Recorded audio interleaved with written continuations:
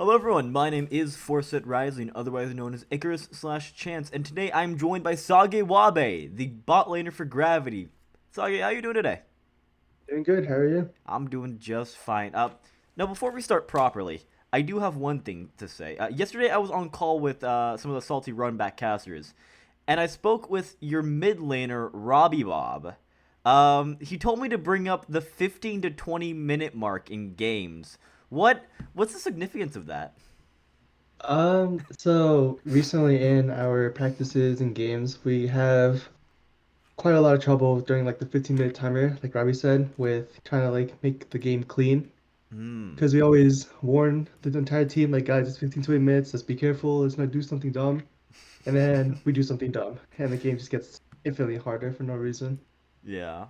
Do any of your teammates get a little tilted at that? I think because it happens quite I wouldn't. It's bad to say frequently, but it does happen a bit frequently. So we don't really take it as like a very bad thing. Well, it's a bad thing, but we kind of take it as like a joke. We like could tell the team like we got locked back in. We need to fix this like, ASAP. But like I don't think anyone's like truly angry or mad about it. That's good. Um, On to some simple questions here. Tell me, after day one, how did you and the team feel, and did the 2-1 finish against Fisher scare or surprise you at all? I think overall the day was pretty good. We expected to win the first day, so it went as planned. The 2-1 Fisher was a bit unexpected because I think we expected a full-on 2-0. But because of the 15-20 minute sake, I think it was also a bit of the draft that made it a bit hard. But I think overall it went pretty okay. Yeah, no, I mean for sure. I mean you guys ultimately did win, right? And Fisher College, they do have experience playing together. So it's not that they're any slouch though. But what do you think went wrong overall in that game that you did lose? Was it that 15 to 20 minute mark? Was it the draft? Was it a combination of all of them? What do you think it was? I think it was a combination of a lot of things.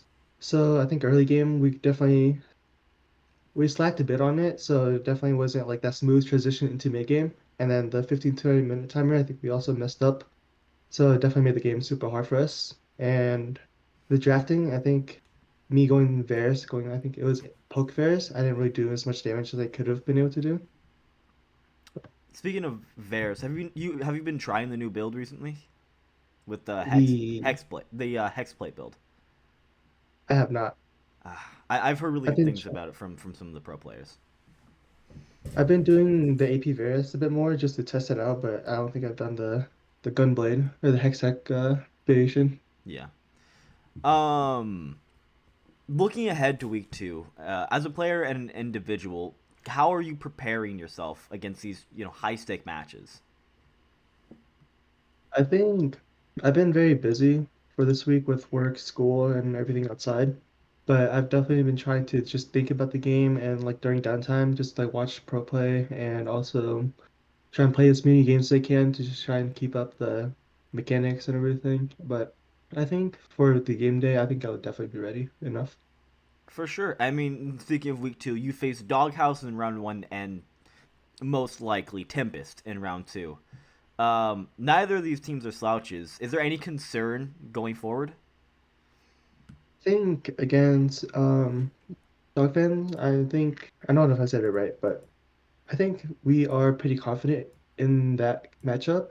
The matchup that we might be slightly worried about would be Tempest Gaming. I think that'd be definitely a very good game to keep track of.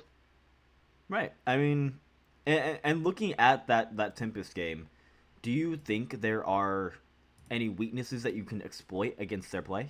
Right now, I mean, many people consider them to be the strongest, if not the second strongest team in all of OQ.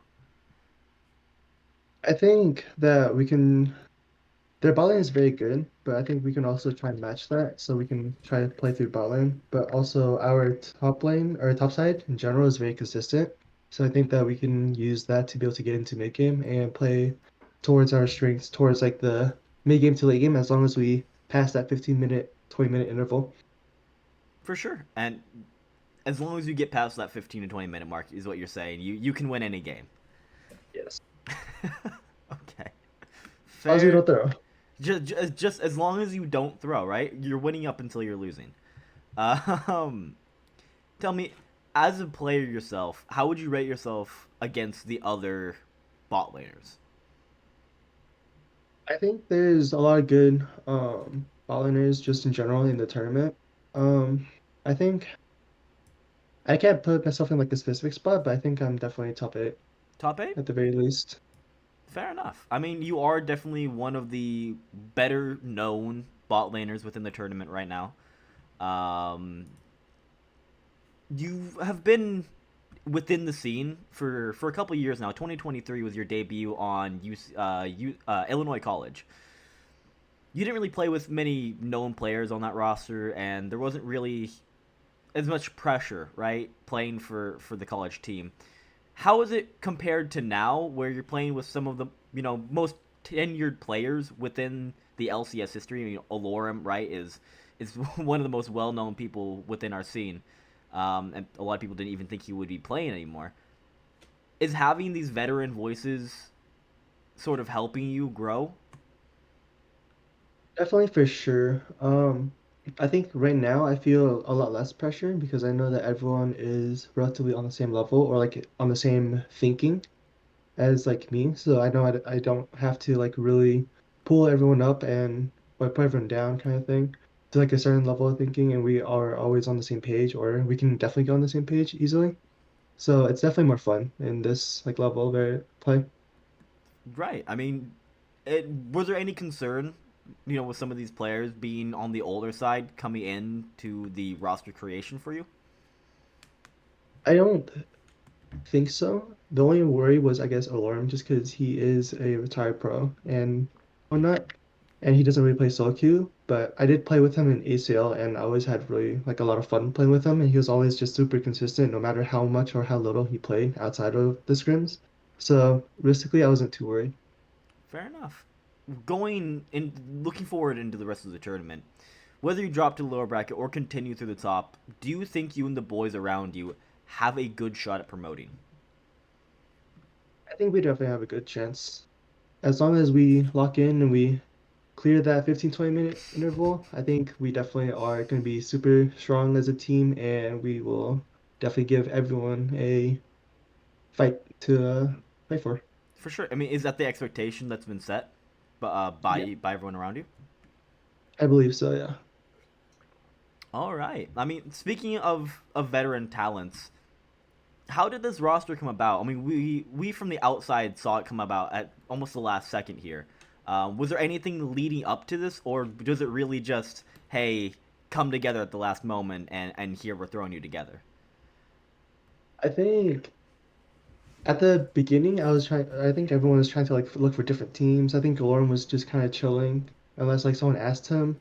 And I know Chimera, me, and Al Calamity were just like looking for other teams kind of thing. And we got a message by Colin and Rourke and the staff and the coach. And Robbie wasn't introduced into the scene or the picture at the time because I know he was busy. But I was like, I might as well get a team going and whatnot. I saw the name Allure and was like, I played with him in ACL. It was pretty fun to play with him. Might as well play with him again. And then we tried out a couple of times and it felt pretty good with like the four. And Robbie came into the picture because I think his schedule opened up and the team was made at the close to the last minute. So. Has that been a challenge looking at the rest of the teams?